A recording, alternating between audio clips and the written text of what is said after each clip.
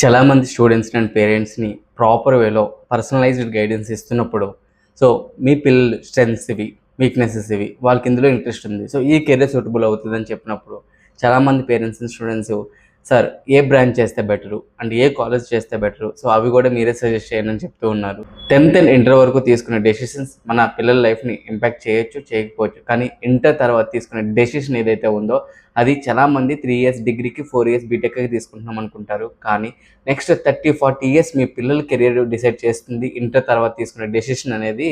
So చాలా crucial. So అలాంటి decision go with the flow కాకుండా ప్రాపర్ వేలో అంతా రిసర్చ్ చేసి, సో మన పిల్లలు ఎప్పుడైతే గ్రాడ్యుయేషన్ కంప్లీట్ చేస్తారో ఆ టైంకి ట్రెండింగ్ టెక్నాలజీస్ ఏముంటాయో ముందే ఐడెంటిఫై చేసి, అలాంటి కాలేజెస్ కరికులం కానీ, ప్రాక్టికల్‌గా నేర్పించేవి కానీ, ప్రాజెక్ట్స్ చేపించే కాలేజెస్ ఏమున్నాయని చెప్పి ప్రాపర్‌గా సెర్చ్ చేసి సెలెక్ట్ చేసుకోవాలి.